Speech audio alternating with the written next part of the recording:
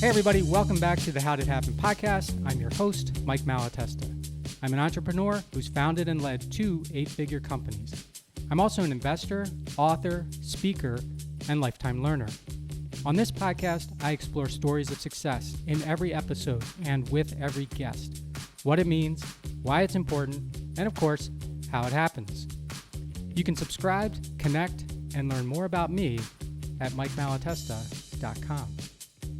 Before we start today's episode, I wanted to tell you about 2 quick things. First, thanks to you, this podcast is in the top 2.5% of all podcasts in the world. My goal is to earn my way into the top 1% group. You can help me with this by sharing episodes and leaving reviews. Second, my new book is going to launch on November 30th, 2021. It's called Ownership. The subtitle is How Getting Selfish Got Me Unstuck. I'll let you know more about how you can get it as we get closer to launch. Hey everybody, welcome back to the How Did It Happen podcast. And first, before we get started, I just want to thank you for listening, subscribing, and sharing what I bring you every week. And you're going to want to do the listening and the sharing at least with today's guest, Chris Ruden. Chris, I heard I was trolling Steve Sims' podcast, which I do every week, and it's called The Art of Making Things Happen. I believe it is an excellent podcast. And I was walking the streets of Milwaukee, just wasting time before a meeting and getting my steps in. And lo and behold, I'm listening to Steve, and in my ears is Steve with Chris. And I was so inspired by his story that I decided to reach out on LinkedIn and connect with him first and foremost. But then, and once he accepted my connection invite, by the way, Chris, thank you for that. Absolutely.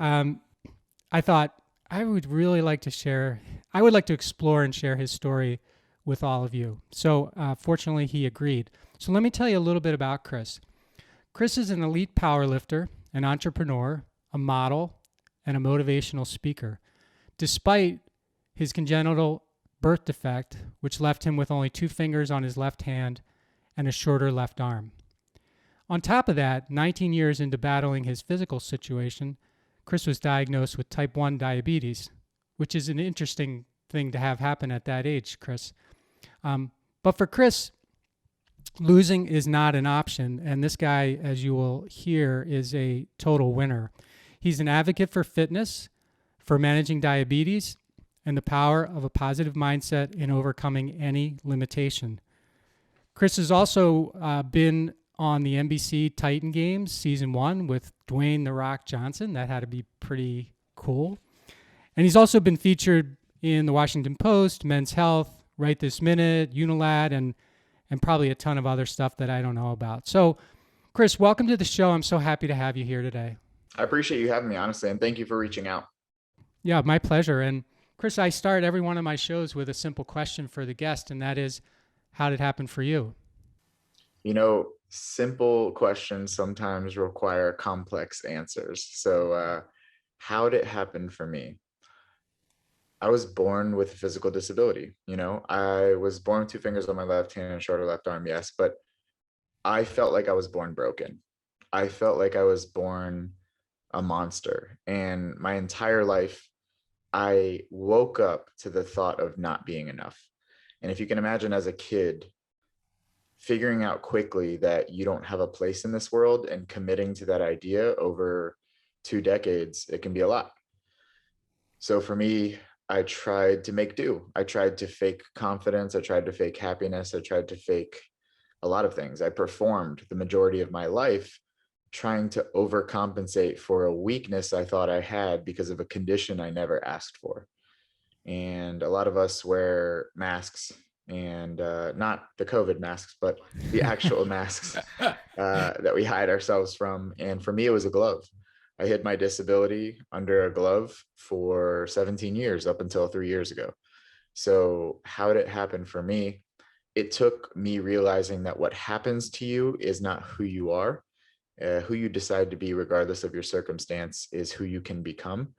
And until I started being unapologetically myself, I was destined to live a life that had a glass ceiling that I installed.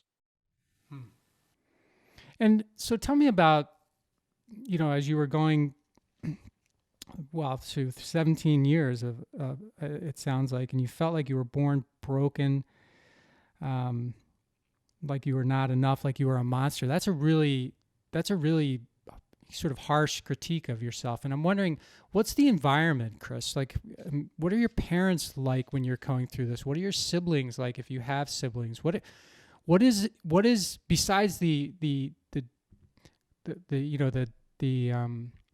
birth defect itself? What is it that's manifesting or helping you manifest those kinds of ideas about yourself as you're growing up? So I guess hindsight is 2020. You can easily connect the dots looking backwards. And someone watching this podcast right now, we could describe what's on screen as, oh my God, it's a nightmare. There are things everywhere. There's cords. It's probably going to trip on these cords. There's just so much clutter. Like, wow, this is just exhausting. Or that's really cool. They have awesome mics and they're talking very proficiently. The environment is the same in both elements. It's just described differently. So for me, my environment might have been one thing, but was really the problem was the way I described it, the story I told myself about what was happening. My parents were actually great. They worked a lot, but they were great. Grew up in a poor area, low socioeconomic area, and I was made fun of a lot. And it took me a long time to distinguish being made fun of and being less than. There's a space between the two. And I didn't realize it at the time, but what exists in that space is your decision to accept external factors and create an internal idea. If I were to call you a giraffe, you would think I'm probably crazy. You'd probably be like, why is this guy calling me a giraffe? I know I'm not a giraffe. But if I called you a loser, you would probably be like, oof, maybe I am. It's crazy. Yes. The ideas we let through because of those internalized beliefs we might have about ourselves. It's natural to be jealous or want more, or envious and things like that. But as a person with a disability, as a person who saw a difference as a bad thing, maybe because of a few external factors, my idea, I'm very creative and I took that creativity to a fault. And a lot of us do that. We tend to see one negative situation. We create. That's huge. I'm going to keep saying that. We create a story that hasn't happened yet and suffer in advance. And that's what I did. I suffered in advance. I took a handful of happenings and told myself that this is what life was going to be. Now, I'll never invalidate someone for going through struggle because it is hard.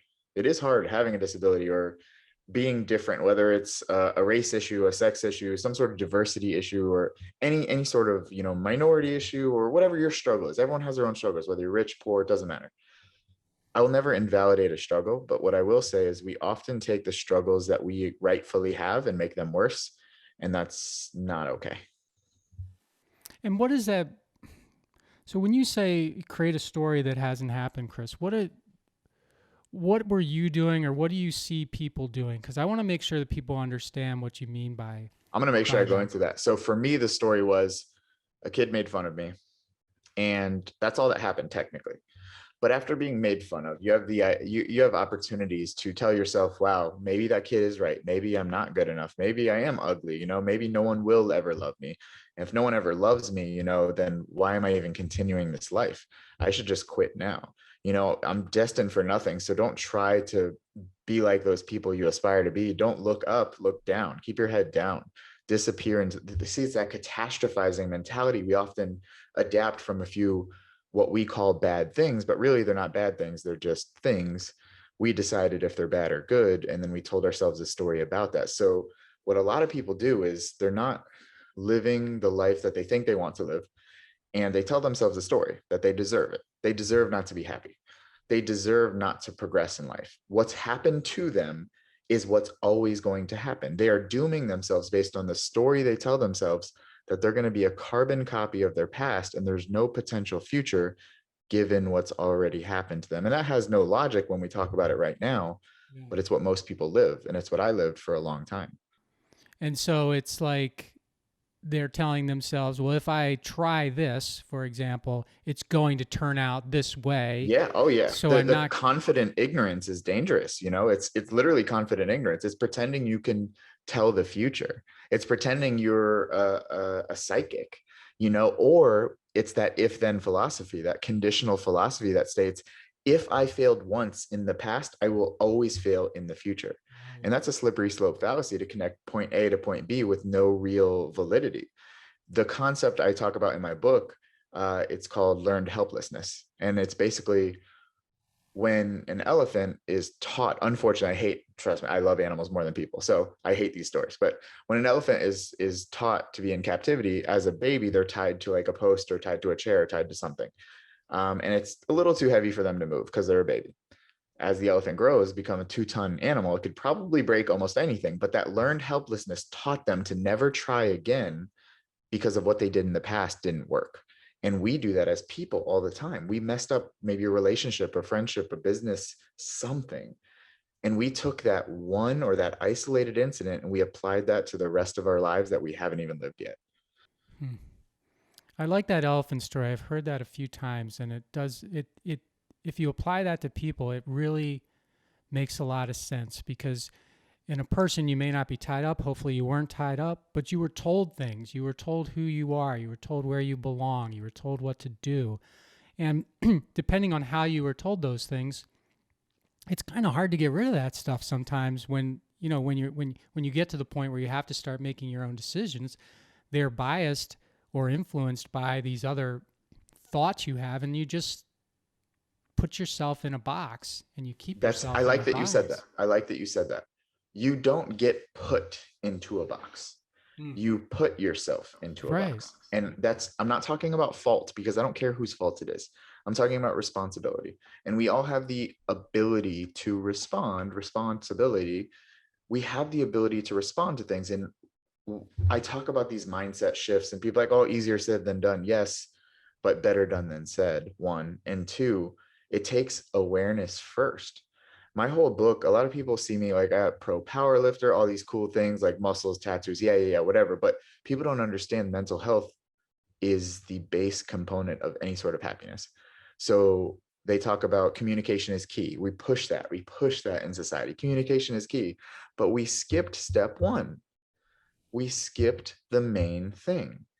Self-communication is key. If you cannot communicate with yourself, you will never be able to communicate with the people around you. And how can you expect people to communicate with you if you can't communicate with you? So if you are putting yourself into a box, there has to be a day or a moment where you say, hey, are all the things that I've learned from my past helping me or hurting me? Are they true, or do I think they are true? Is there another way to think about this that would allow me to succeed better than I am right now? We have to start asking ourselves the right questions. And for years, I never asked myself the right questions. So when you weren't asking yourself the right questions, Chris, or at one point where you described yourself as being overconfident, I think you said, um, you you said fake confidence, you fake happiness, to sort of overcome. What did you actually do? What does that mean, Chris? So I'm going to tell a story so everyone really understands. When I have 2 fingers on my left hand and a shorter left arm, and I have a prosthetic arm now. I don't wear it all the time, but I got that a few years ago. Uh, Before I started hiding my hand, when I first went into middle school, I thought everything was okay. I grew up in a school who had like maybe 14 people in it. So I didn't expect anything crazy. But when I switched schools, I quickly realized that people were very quick to point out my differences. It got to the point where I would put my hand in my pocket, just to hide it. Mm-hmm. And before I started really hiding it, I decided to ask this girl out. She was going to be my first ever girlfriend, named Crystal, prettiest girl in the school. And I decided to walk up to her and, in front of the entire class, ask her out.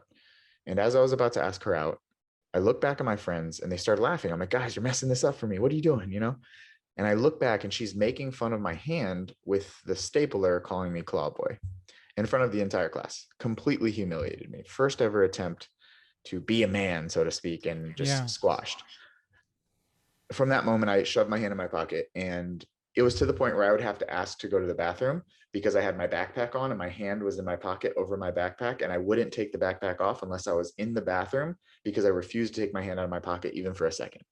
I ran miles in PE with my hand in my pocket.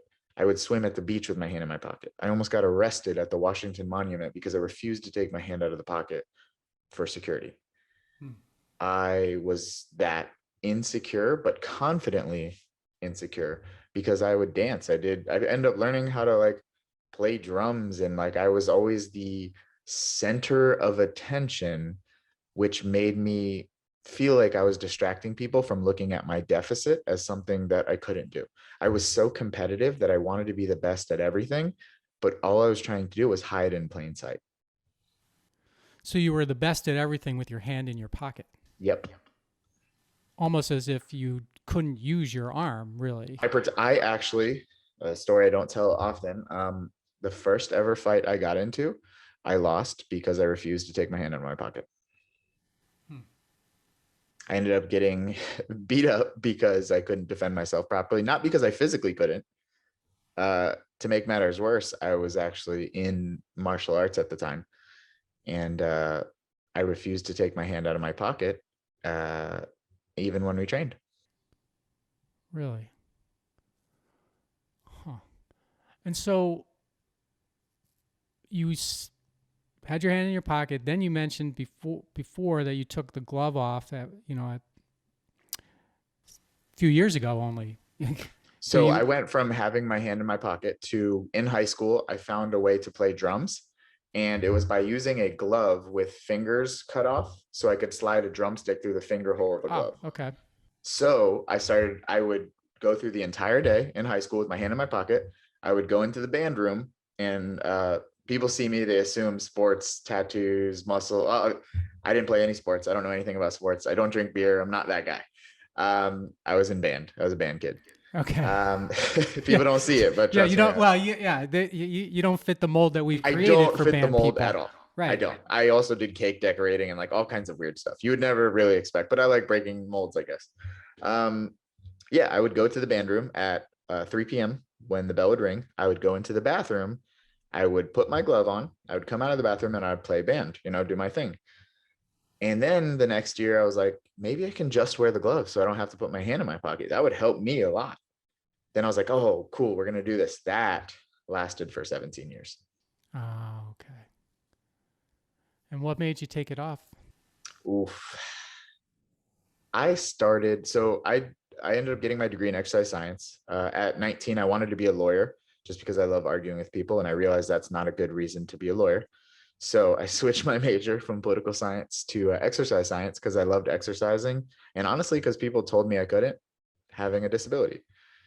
And I was like, I'm going to prove you wrong. I'm just that stubborn. I ended up getting my degree in exercise science. And because of diabetes, I took that seriously. I wanted to help other people. I was like, I can't be this disabled diabetic kid.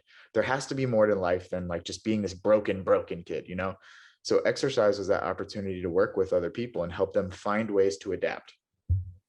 I ended up becoming like a pro powerlifter, deadlifting 675 pounds with one hand, like I did so much. I recently won a bodybuilding competition. I did a lot, but I was still hiding my hand throughout all this. And I told myself if I ever got a prosthetic arm, I would stop hiding my disability. Now, it's almost impossible to get a prosthetic arm with insurance and all this stuff. They're like $150,000. It's insane. So I was trying, and I figured it would never happen, but then it happened. And I have to be a man of my word. So I made a YouTube video kind of taking the glove off for the first time ever. Even at the time, my ex-girlfriend, she was 3.5 years into dating me and she had never seen my hand. So I ended up posting that YouTube video and woke up the next day to 4 million views. Washington Post posted it, and I jumped in the deep end, so to speak. 4 million views. It was the scariest but best thing that ever happened to me in my life. Yeah. How long did it take you to think about doing that? Was it my entire life? I mean, I had committed. Now there was a probable like 30-minute window in that day, which seemed like forever, that I was like, am I really going to do this? Like, is this really going to happen? I don't know if I'm ready for that. That whole like catastrophizing that used to happen when I was younger, but I stopped it. And I was like, no, you committed to this, do this, you need this. Like, whereas in the past I would allow it to run and then I would just push it away and disassociate. I'm like, let's focus on other things. I faced it. I sat with it and I was like committed to being the person I wanted to be and stop running from the person I wanted to be. And a lot of times we do that. We know what we need to do. When I ask you or anyone, what is the one thing you're not doing that would help you be better? Everyone sweeps it under the rug because we don't want to talk about it. We don't want to face it. They want to, let's talk about these things. It's like the smoke and mirrors. Don't look at this, look over here. We do it because we all have at least that one thing that we know if we started doing or did more of or less of, we would be better. But we don't want to talk about it because it's uncomfortable. And for me, it was that moment I had a decision. Was I going to keep being the person I was, or was I going to allow myself to become the person I wanted to be? And I'm very thankful that I made the right decision. And when you hit the upload button, were you to YouTube with that video, were you excited or were you scared? What were you feeling? I didn't even hit the button. I told my ex-girlfriend at the time, I was like, please upload it. Okay, so she was with you, supporting you through, but not in the room. So she's in a different room while I was recording it. She ended up like editing it and uploading it for me. So she saw, the first time she saw was while she was editing my video. Okay, so wow. All right, so you have no idea what that's going to do. This is cathartic for you. It was for me. It was for me. It was 100% for me. And I was like, I just wanted to, for me, that's like jumping in the deep end. I knew I needed to do that. Like, right. I still wasn't ready to go out in public, like officially. I started to, but after that video, it forced me to be comfortable more quickly. And I was like, man, I wish I'd have had this, sooner. But it showed me so many people, hundreds and hundreds of messages of people saying, I've been hiding my disability for this long. I've been hiding this for this long, or sharing their struggles. Because, struggle is a universal language. I've spoken in Uganda, in Africa, when it was translated in 2 different dialects, but I was still able to deliver a message of overcoming adversity, which is a universal concept. So that video wasn't just for people with disabilities. It wasn't just for people with type 1 diabetes. It was for people who wear a mask, or for me, it was a glove. People who are not themselves, who fight to be authentic and struggle with validation or struggle with body image issues. The difference is people wearing masks is like a metaphorical thing. You actually wore a glove. That's a physical. It was very physical representation. Yeah. And I mean, a lot of us still do it with physical representations, whether it's like we feel we need to wear makeup to go out, or we need maybe a hat, maybe we need a certain pair of glasses, maybe we need to drive a certain car, or have a certain financial. There's a lot of masks or gloves that people do wear in different ways. And once you start recognizing them, you're like, no, that's who I am. It's not who you are, it's what you do. And there's a difference. Huh. And so you wake up, you said 4 million views. People are coming out of the woodwork to contact you. It was insane. Yeah. How can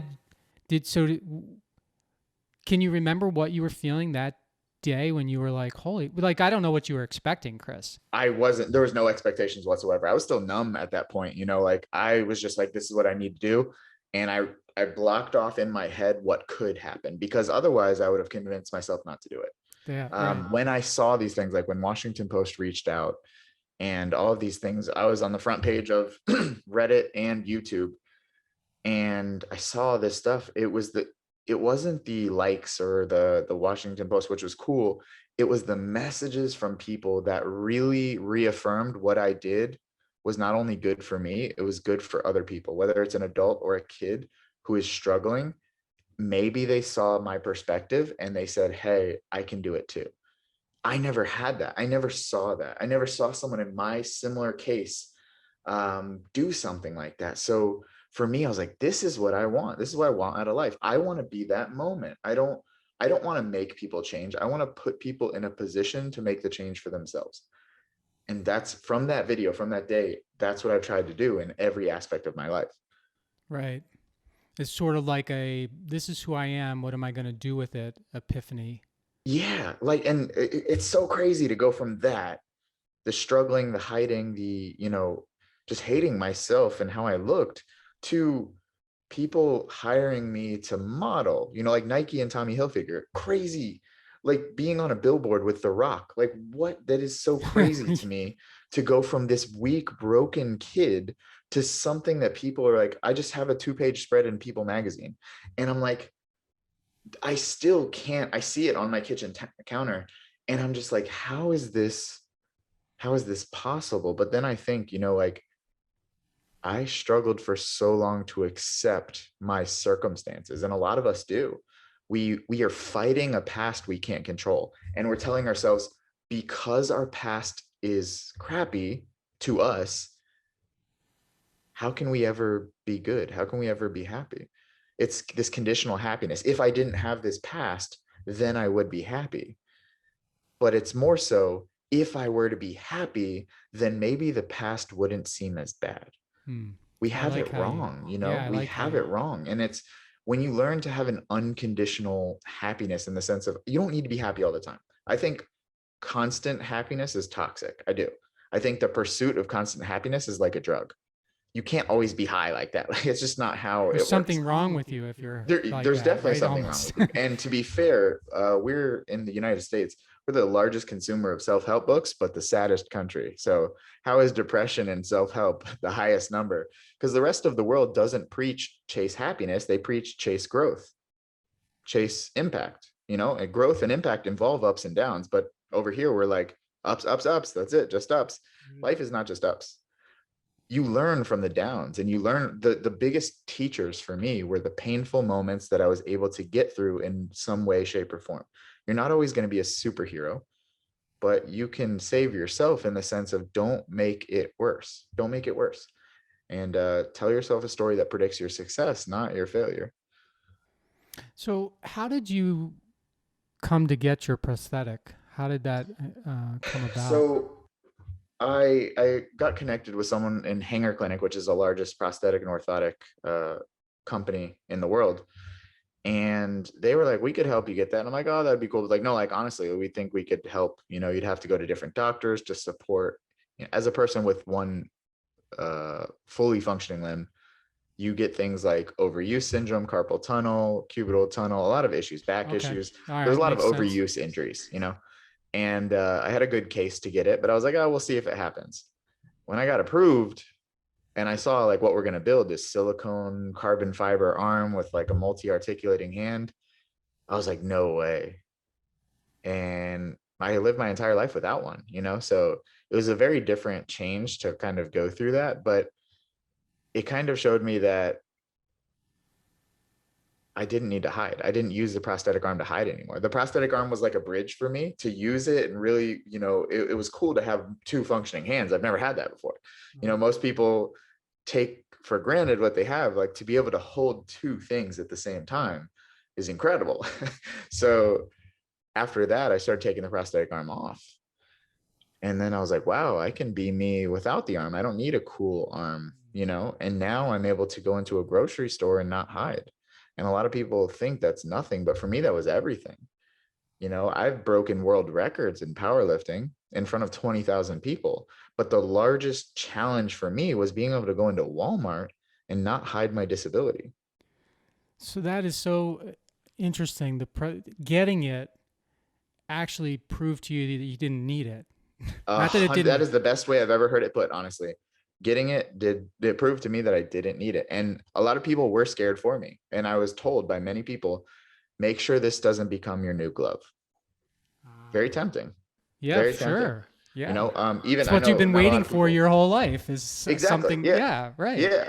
A lot of people, if you're not watching on video, but I would put my phone on my residual limb even after, like, as a habit, but it was also like kind of hiding. That was a way of hiding right after I took my glove off.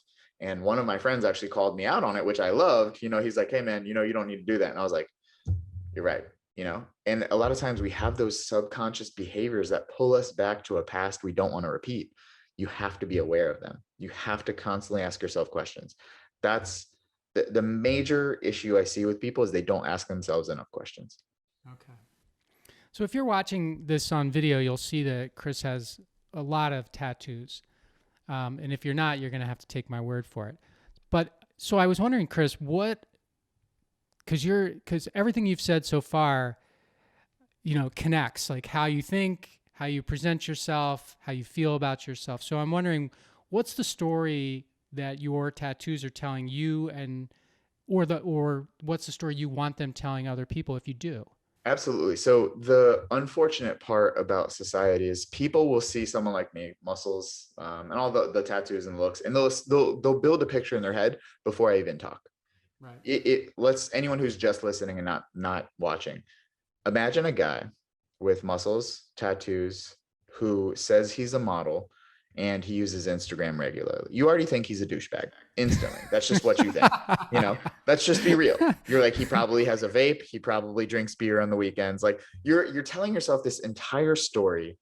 And unfortunately, we stigmatize people like that. So for me, I wanted to break that stigma. Most people wouldn't look at me and think, oh, wow, this is a whole Edgar Allan Poe piece. Oh, he knows what poetry is? That's so crazy. They wouldn't see this and be like, wow, that's Greek mythology and Hercules and the 12 tribulations. Oh, what's that douchey tattoo on his chest? Is that a nonprofit that he works with kids with disabilities? People wouldn't think these things, you know? But that's the problem. Judging is easier than thinking, and that's why people do it more.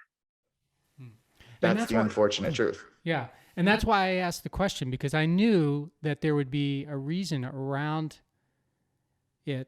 And I didn't want people to assume what you just said. They Of course, yeah. And assume, I right? actually People, love that because anytime I meet someone, especially at an event, I speak at events all around the country. I've done hundreds of events as a keynote speaker.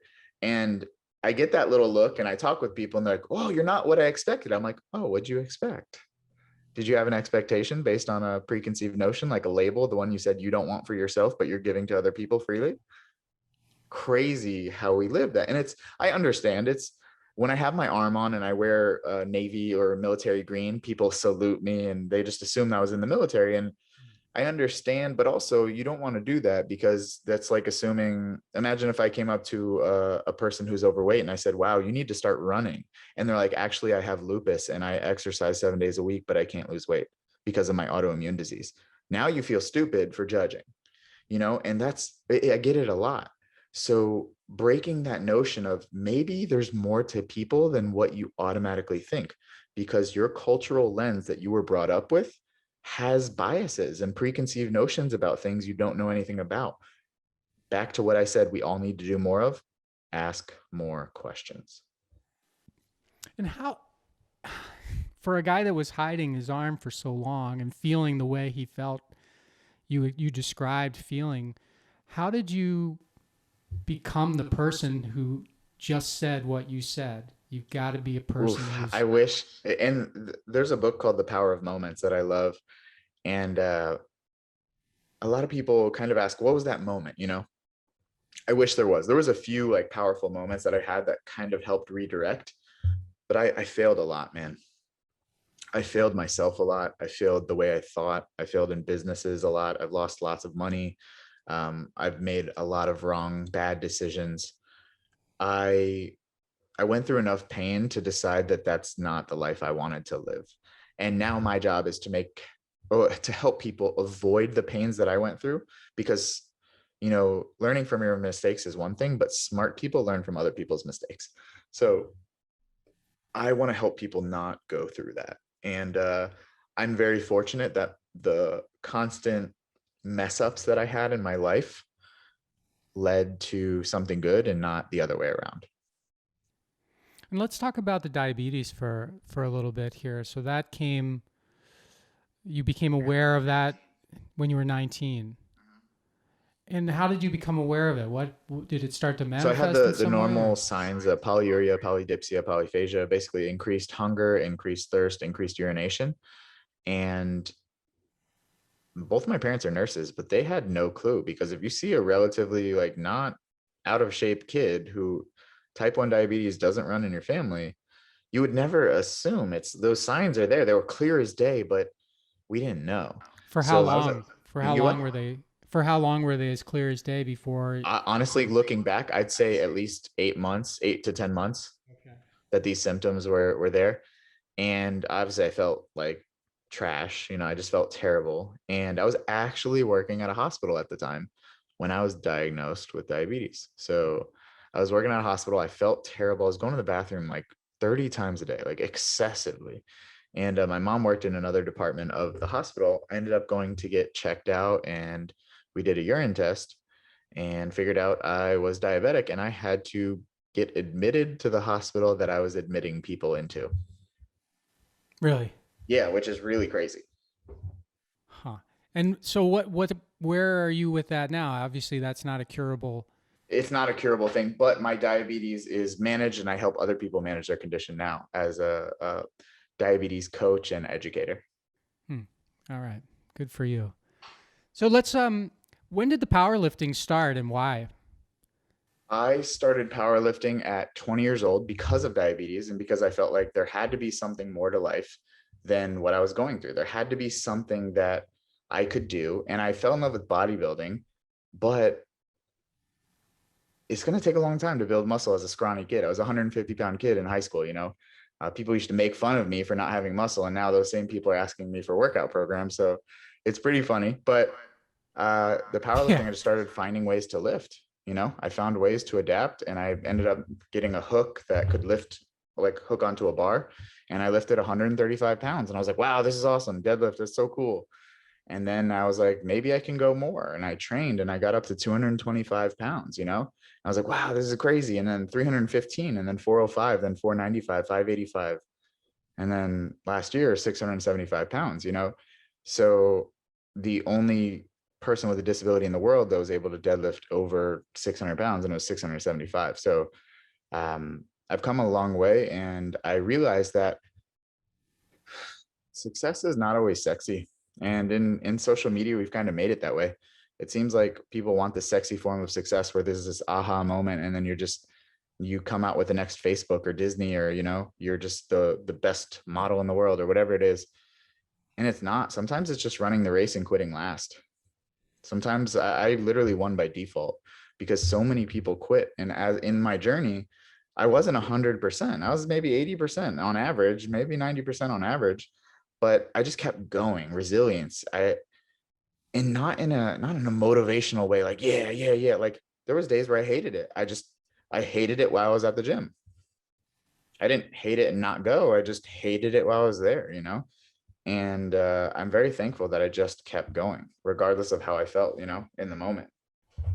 And how has it been for you, Chris, to, have the accolades of the powerlifting and then all the exposure that you're getting now, maybe started from the YouTube video and then all the appearances and speaking that you do. When you meet somebody like The Rock, for example, do you say to yourself, this is exactly the room I should be in? Or do you say to yourself something different? In the beginning, when I first started speaking and meeting people and people were hiring me to talk and stuff, paying me to speak for 30 minutes, I'm like, this is crazy.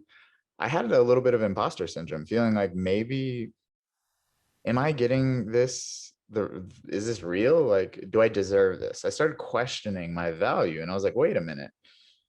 Whether a $20 bill has wrinkles or it's perfectly straight, it's still $20, So why am I lessening my value because I think something, I started telling myself that story again. I had to catch myself. Now, when I go into a room, I know my worth and it doesn't change because other people fail to recognize it. Your opinion of me is not my responsibility. My job is to give value and impact to the people around you. And whether I'm hired by a CEO or I do a show with The Rock or I work with major brands, they are not technically my goal. My goal is the people they want to reach, their communities. Impact and value is everything for me because I vow to be the person I never had growing up. I never had that role model of going through adversity and growing through adversity and becoming something despite seeming like life just didn't want you to do it, that matters to me most. And I align with people and brands and companies that align with that message. Okay. And do you feel like since you've had these, I call them epiphanies, maybe they're transformations, maybe there's something else, I don't know. But have you found that now you feel like you're inviting the right people into your life versus before, sort of feeling like you could never get invited anywhere? I would self-sabotage a lot when I was younger. I would make myself seem like the cool guy. I was always in the limelight, so to speak. But I never allowed connection with people, because if someone got close to me, they could realize that I wasn't truly confident. I wasn't truly happy, and that's too risky. I self-sabotage a lot with connectedness and people. And now I realize that it's so much less exhausting to be yourself, just authentically you, and to realize if only 2 people like you, it's better than 10 or 20 that don't actually like you. They just like the version of you that you're putting out. No Right. one, You don't like you, but they like you. yeah, and that's the funny part, because they don't actually like you. They like the fake version of you that you're performing. Yes. It's like going up to Robert Downey Jr. like, I love you, Iron Man. And he's like, that's not me. That's the role I played. And a Mm. lot of people fell in love with the role that I played. And that only hurt me. And I ask people listening now, are you playing a role in your life, or are you you? If you're acting, understandably, play that role. But life is not acting. And when you act your life out, it's exhausting. And when you that's when you act your life out, that's exhausting. That's really nice. That's good. That's good stuff. The when you were I guess when you were well, let's talk about now. Let's talk about now. So you're speaking, you're helping people with diabetes, you're helping people with all kinds of conditions. You're trained to do some of that, at least, or so let's take the speaking part out. But from the physical part, how has your academic training, and I guess your real world training, sort of influenced how you work with people sort of on that level, outside of the inspirational stuff, just the real physical stuff? Or are they not separate? Sometimes they intertwine, but in terms of fitness, I got my degree in exercise science, and I have a ton of specializations and certifications. So a bunch of letters behind my name that make me seem fancy. But at the end of the day, I did that to learn as much as I could for my clients at the time. I was working with people in person, and then I started working with people online. And I had hundreds of clients all around the country, all around the world. And I've helped hundreds of people lose thousands of pounds through that training, through that academia type. And then I realized that it wasn't the weight people wanted to lose. It was the appearance of the weight. And it wasn't the appearance of the weight that they wanted. It was the feeling that they would get from losing weight. So it was always tied to an emotion. People wanted to lose weight because they thought that if they were in shape, they would feel better about themselves.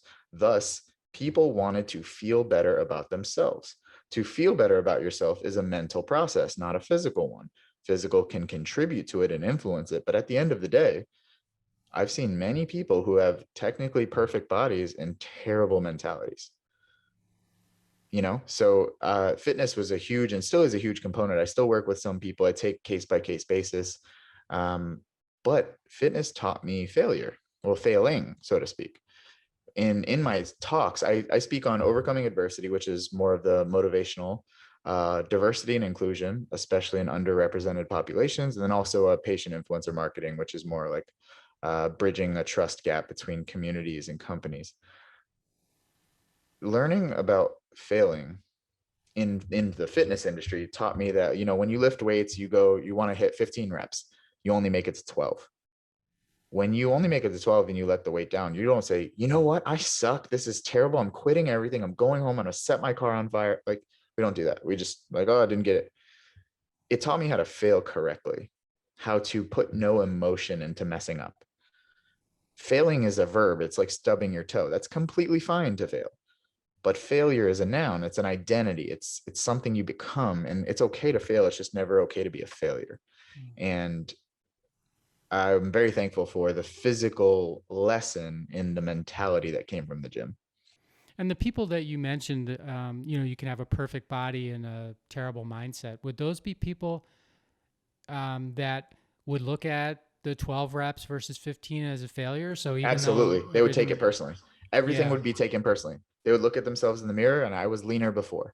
I could be better. I don't look like him. I don't look like her.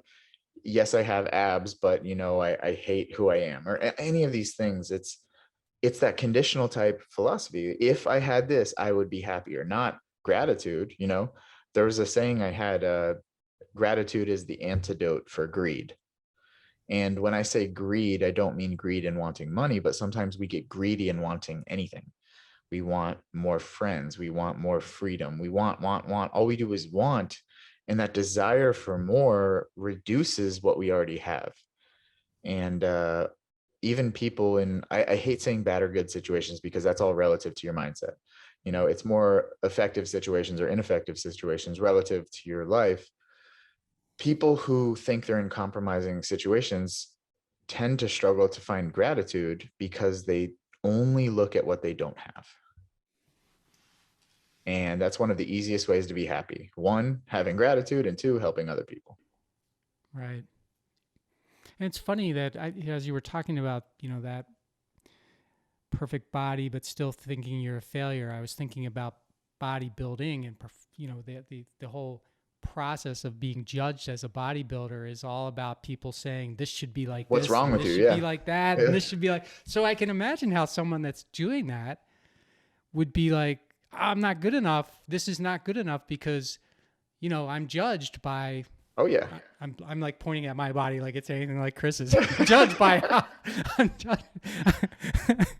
I can make that applicable though. If you think about it, Yeah. you have a end of month report and your sales are up by 10% and you're killing it, and your boss is like, next month we're going for 15. And you're like, wait, was the 10 not good enough? Am I not good enough? Like, did I not do good enough at my job? It's those questions. There was no emotion behind it, but we added in, in bodybuilding, you're supposed to be judged for that. That's literally what the whole goal is, and a lot of times we take that criticism to heart. Critique is not a bad thing unless you make it a bad thing. And if someone is critiquing you in a way that's ineffective, those people don't belong in your life. That's just as simply as it is, so you have to be the gatekeeper of what people say and what you feel. So let's talk about your book, The Upper Hand.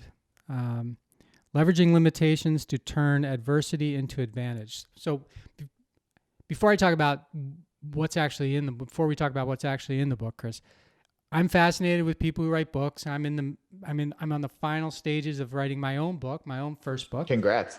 Thank you. So I'm wondering, what was your process like? How did it come to be? Well, the beginning part of my process was 3 years of procrastination. So don't do that. Great. That's so bad. we're in the. I've already done that. So that's check bad. that. Okay, you already got step one done, guys. Anyone that. who's listening to that, ladies, please don't do that. Two, you have to know who you are and what you're good at and what you're not good at.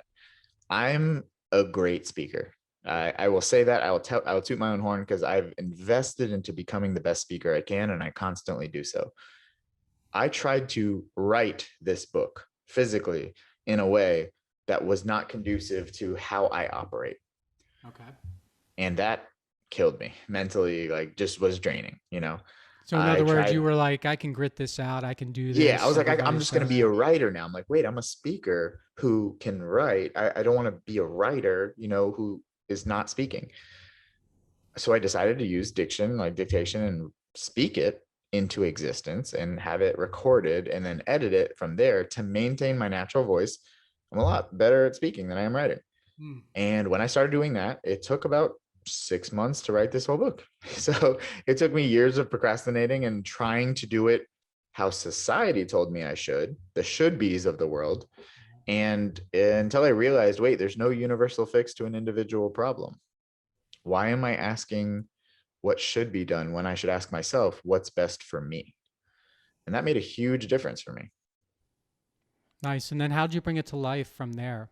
So from there, I found an editor, and this lady started helping me edit it.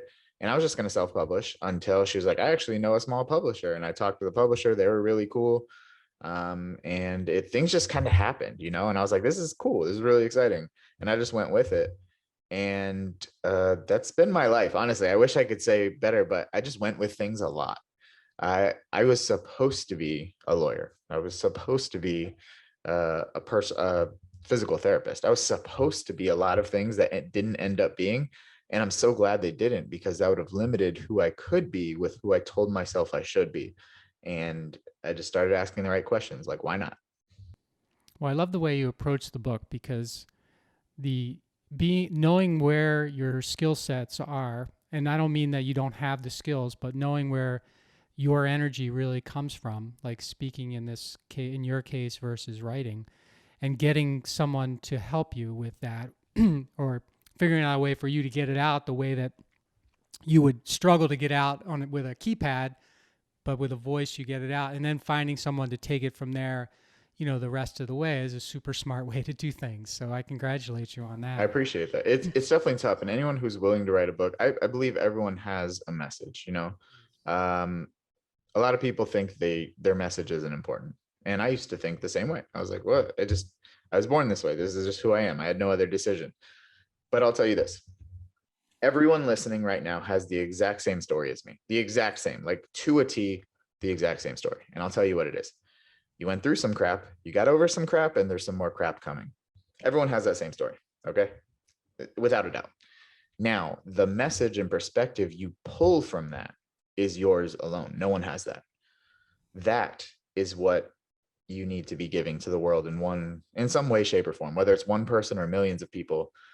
It, to me, is selfish to not share your perspective on life, because that perspective might help one other person. And that one other person you might help could be the next Steve Jobs or anyone who's prominent in society. Maybe someone needs your perspective. Maybe you need to hear your own perspective and realize it needs changing.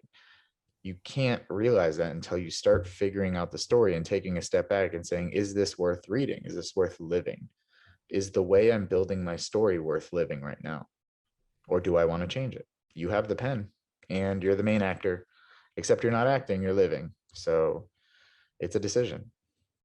Everybody's got the story. It's the message you take from it. That was really good, Chris. Yeah.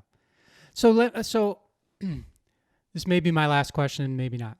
But this, you described yourself as a good speaker, great speaker.